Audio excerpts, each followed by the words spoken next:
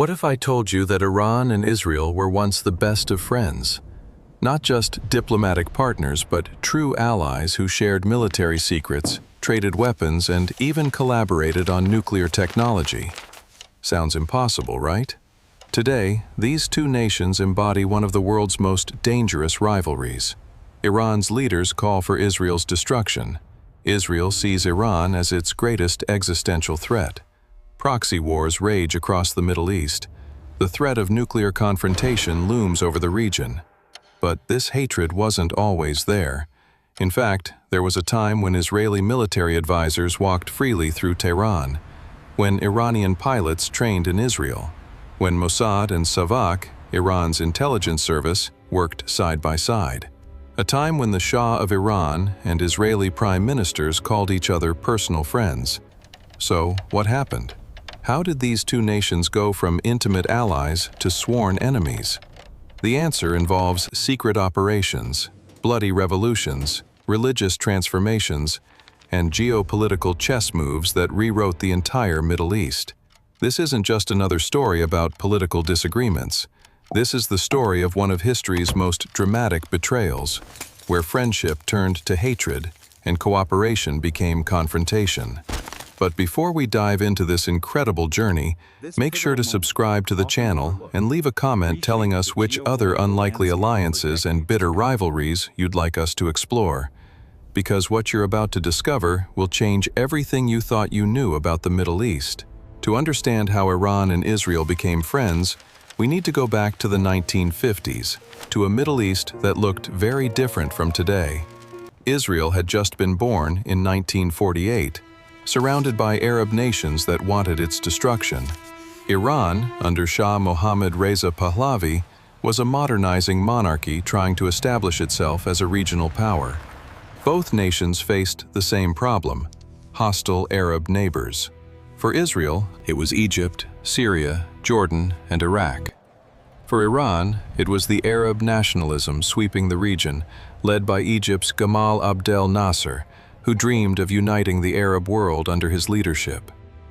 Neither Iran nor Israel fit into this Arab vision. Iran was Persian, not Arab.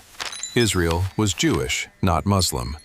They were outsiders in a region being redefined by Arab identity.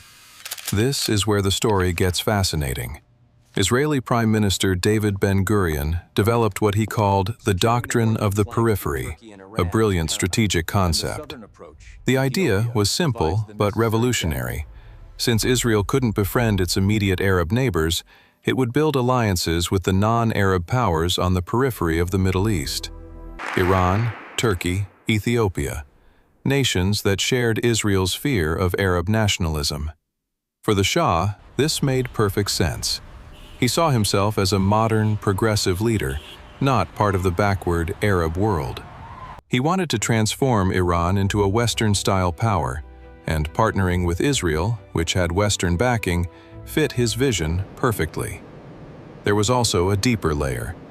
The Shah remembered that Persia had a long history of protecting Jews. Cyrus the Great had freed the Jews from Babylonian captivity 2,500 years earlier. The Shah saw himself as continuing that legacy. So, in the early 1950s, something extraordinary happened. While publicly maintaining a cautious distance to avoid Arab anger, Iran and Israel began building one of the most secretive and productive alliances in modern history. It started with quiet trade agreements, then intelligence sharing, and soon evolved into something far more significant. Israeli agricultural experts arrived in Iran to help modernize farming. Iranian oil, desperately needed by Israel, began flowing through secret pipelines. Military cooperation started small, then exploded into full-scale partnership. By the 1960s, Mossad had a permanent station in Tehran, operating openly with Savak, the Shah's feared intelligence service. They shared information on Arab movements, Soviet activities, and regional threats. They weren't just allies on paper, they were operational partners, working together in the shadows to reshape the Middle East. The 1960s and 1970s were the golden age of the Iran-Israel alliance, though most of the world had no idea just how deep it ran. What the public saw was limited diplomatic contact. What was happening behind closed doors was something else entirely. A full-scale strategic partnership that would make modern observers' heads spin. Let's talk weapons. Israel sold Iran advanced military technology, including Uzi submachine guns, mortars, and communication systems. Iranian officers traveled to Israel for training. Israeli military advisors went to Iran to help modernize the Shah's armed forces.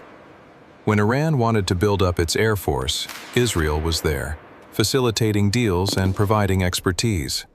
This wasn't just business, it was brotherhood in arms. But the collaboration went far beyond weapons. Israel helped Iran develop its agriculture, turning arid lands into productive farms using Israeli irrigation technology. Israeli companies built infrastructure projects across Iran. Trade between the two nations flourished, reaching hundreds of millions of dollars annually. For Israel, Iranian oil was a lifeline. For Iran, Israeli technology was a key to modernization. Then there was the intelligence partnership, which might have been the most crucial element of all. Mossad and Savak didn't just share information, they conducted joint operations. One of the most remarkable was their cooperation in helping Kurdish rebels in northern Iraq, both nations supporting the Kurds to weaken Saddam Hussein's government in Baghdad. They ran operations together in Arab countries, tracking Palestinian militants and Arab nationalist movements.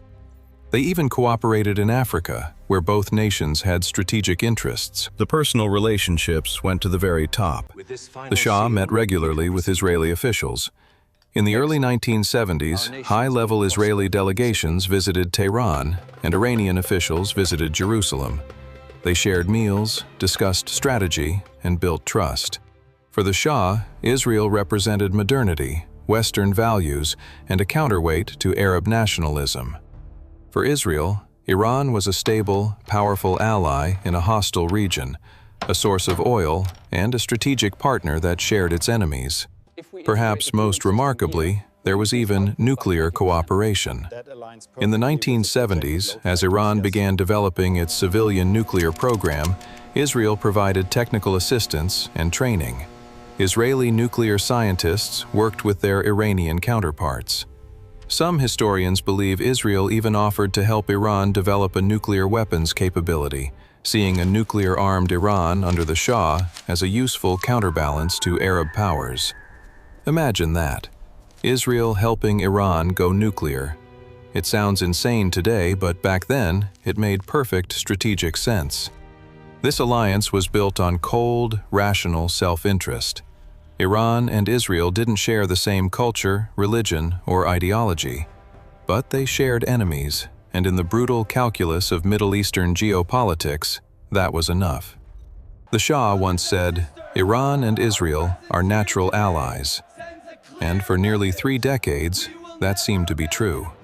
But beneath the surface, something was stirring in Iran. A religious revolution was building, led by an exiled cleric in France named Ruhollah Khomeini. He didn't just oppose the Shah's modernization, he opposed everything the Shah represented, including, especially, the alliance with Israel. The Golden Age was about to end in the most dramatic way possible. In 1979, everything changed. Not gradually, not diplomatically, but suddenly and violently. The Iranian Revolution didn't just overthrow the Shah, it obliterated the entire world he had built, including his friendship with Israel. Let's understand what was happening. Throughout the 1970s, opposition to the Shah had been growing. His modernization programs alienated conservative religious Iranians who saw Western influence as corrupting their culture. His brutal secret police, Savak, imprisoned and tortured thousands. Economic inequality was rising, and crucially, many Iranians saw the Shah as a puppet of America and, by extension, Israel. The alliance with Israel, which the Shah saw as strategic brilliance, many Iranians saw as betrayal of the Islamic world. Enter Ayatollah Ruhollah Khomeini. Exiled since 1964 for opposing the Shah's reforms, Khomeini had been broadcasting messages from France, calling for an Islamic revolution. He didn't want to reform Iran. He wanted to completely transform it into an Islamic state governed by religious law. And central to his ideology was fierce opposition to Israel, which he called an illegitimate entity that had stolen Muslim land. When the revolution succeeded in February 1979 and Khomeini returned to Tehran to ecstatic crowds of millions, one of his first acts was to sever all ties with Israel. The Israeli embassy in Tehran, which had operated openly, was shut down. Israeli diplomats fled.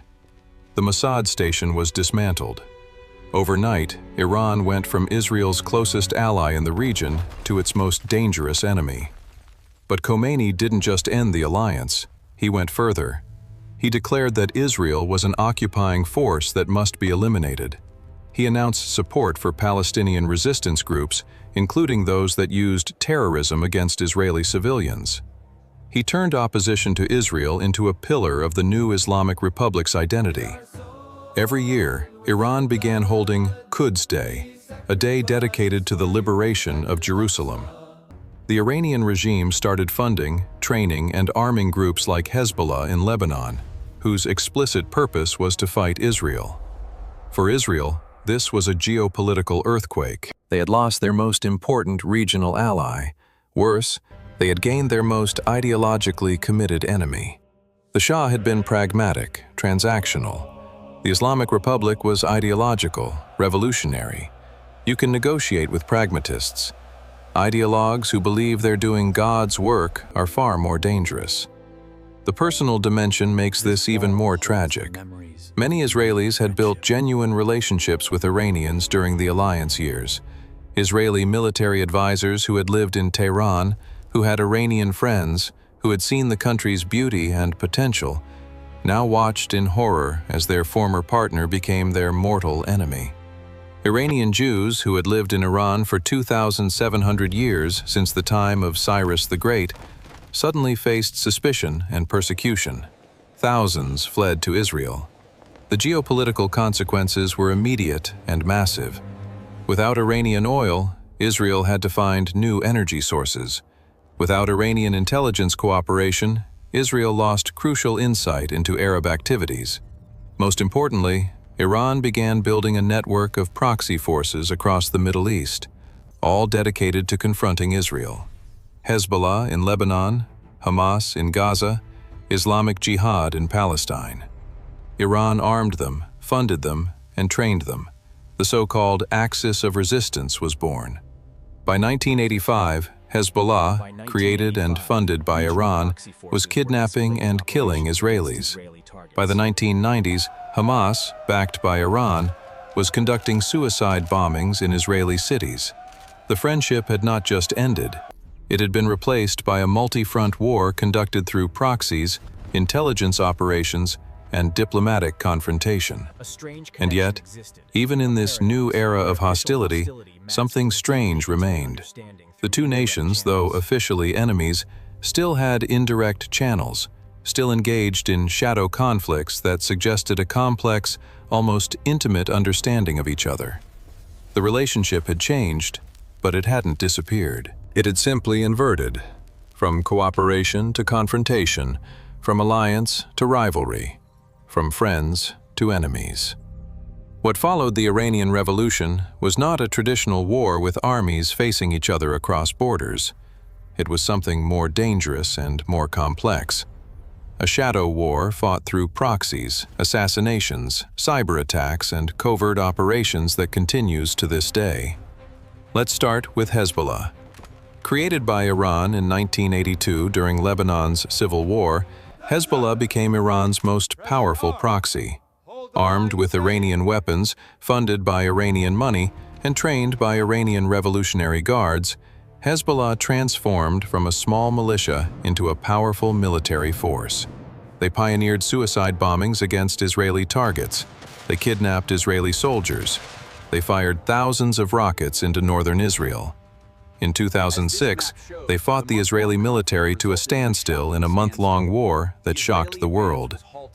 Today, Hezbollah has more missiles than most national armies, all pointed at Israel, all supplied by Iran. Then there's Hamas. Though originally a Palestinian organization, Hamas became heavily dependent on Iranian funding and weapons. Iran saw Hamas as another tool to pressure Israel, especially after Hamas took control of Gaza in 2007. Iranian weapons smuggled through tunnels and ships armed Hamas fighters. Iranian money paid for rocket attacks against Israeli cities. Every conflict between Israel and Gaza had Iranian fingerprints on it. But Iran's strategy wasn't just about proxies. It was about building what they called the Axis of Resistance, a network stretching from Tehran through Iraq and Syria to Lebanon and Gaza. This wasn't random. It was a carefully constructed strategic arc designed to encircle and pressure Israel from multiple directions. Iranian weapons, Iranian money, and Iranian advisors flowed along this route, all aimed at one purpose: confronting Israel. Israel didn't sit idle. They launched their own shadow war against Iran. Mossad agents tracked and assassinated Iranian nuclear scientists. Israeli cyber weapons, including the famous Stuxnet virus, sabotaged Iranian nuclear facilities. Israeli planes bombed Iranian weapons shipments in Syria. Israeli submarines reportedly operated in the Persian Gulf. It was a war fought in the shadows, with both sides denying responsibility while everyone knew the truth. The nuclear issue became the most dangerous flashpoint. As Iran developed its nuclear program, Israel became increasingly alarmed. Israeli leaders declared they would never allow Iran to obtain nuclear weapons, calling it an existential threat. Iran insisted its program was peaceful. The tension reached fever pitch in the 2000s and 2010s, with Israel repeatedly threatening military strikes against Iranian nuclear facilities. Only international diplomacy, including the 2015 nuclear deal, which Israel opposed, temporarily reduced the temperature. What makes this conflict particularly fascinating is how personal it became. Iranian leaders regularly called for Israel's destruction. Israeli leaders painted Iran as the new Nazi Germany seeking another Holocaust. The rhetoric wasn't just political posturing. It reflected genuine ideological hatred on Iran's side and genuine existential fear on Israel's side. And here's the tragedy. While governments became enemies, many ordinary Iranians and Israelis didn't hate each other. Young Iranians on social media often expressed admiration for Israel. Israeli Jews of Iranian descent maintained cultural connections to Iran. There was a sense that the enmity was imposed from above, driven by the Islamic Republic's ideology rather than genuine popular hatred. Yet, the conflict continued to escalate. Iranian generals plotted against Israeli targets. Israeli intelligence tracked every Iranian move. Proxy battles raged in Syria, Lebanon, and Gaza. Assassination plots crossed borders. The shadow war became the permanent state of affairs, neither full peace nor full war, but constant, dangerous tension, where one miscalculation could trigger a catastrophic regional conflict. So where does this leave us today, in 2025? The Iran-Israel rivalry has become one of the defining conflicts of our time, shaping the entire Middle East and potentially threatening global security. Iran continues building its nuclear program, now closer than ever to weapons capability. Israel continues conducting operations to stop them, including reported attacks on Iranian facilities and assassinations of key figures. The proxy war continues. Hezbollah in Lebanon, militias in Syria and Iraq, groups in Yemen, all part of Iran's network confronting Israel. Recent conflicts in Gaza showed how this plays out, with Iranian-supplied weapons being fired at Israeli cities, while Israeli forces fought groups backed by Tehran. But there's a new dimension: normalization. Some Arab states, once hostile to Israel, have now made peace through the Abraham Accords. Saudi Arabia is considering recognition of Israel. This leaves Iran increasingly isolated, making it potentially more dangerous. A cornered adversary is often the most unpredictable. The nuclear question remains the ultimate flashpoint. If Iran develops nuclear weapons, Israel has suggested it would use military force to prevent it, potentially triggering a regional war. If Israel strikes Iran's nuclear facilities, Iran might retaliate through its proxy network, or even directly, escalating into a full-scale conflict that could draw in the United States and others. What's remarkable is how far these two nations have traveled, from allies to enemies, from cooperation to confrontation, from shared intelligence to assassination plots. The transformation is almost complete. Almost. Because there are still hints of the old relationship. When earthquakes hit Iran, Israel quietly offered help. When Iranian dissidents opposed their government, some looked to Israel as a model of success in a hostile region. The people-to-people connection hasn't entirely died, even if the government-to-government relationship has. Some analysts believe this enmity isn't permanent. They point out that Iran's hostility toward Israel is primarily driven by the Islamic Republic's ideology. If that regime were to change, if Iran were to experience another revolution or evolution toward a more moderate government, the relationship could theoretically be repaired. After all, the Persian and Jewish peoples have no inherent reason to be enemies. Their governments made that choice. Others are less optimistic. They argue that decades of hostility have created structural realities that can't easily be undone. Hezbollah won't disappear. Iran's investment in its proxy network won't vanish. Israel's security establishment won't forget the threats it has faced. The mistrust runs too deep. The positions are too entrenched, and the ideological gap is too wide. What we know for certain is this: the Iran-Israel relationship will continue to shape the Middle East for years to come. Whether it leads to war or eventual reconciliation, whether it remains a cold conflict or turns hot, the story of how these two nations went from allies to enemies will remain one of the most dramatic geopolitical transformations in modern history. So, what can we learn from this incredible journey from friendship to hatred?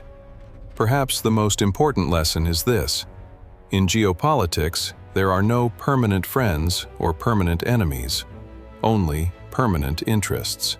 When Iran and Israel shared interests, they were allies, regardless of their different religions, cultures, or histories. When those interests diverged, when ideology replaced pragmatism, when revolution replaced monarchy, the friendship dissolved almost overnight. It's a reminder that alliances built purely on strategic calculation are fragile. They can be undone by internal change as easily as they were created by external threats. There's also a tragic element to this story. The ordinary people of Iran and Israel never chose this conflict. It was imposed on them by leaders, ideologies, and historical forces beyond their control. Iranian Jews who had lived peacefully for millennia suddenly became suspect. Israelis who had worked alongside Iranians suddenly faced them as enemies. The human cost of this transformation is often forgotten in discussions of nuclear programs and proxy wars. Finally, this story reminds us that the Middle East is never static. What seems permanent can change suddenly.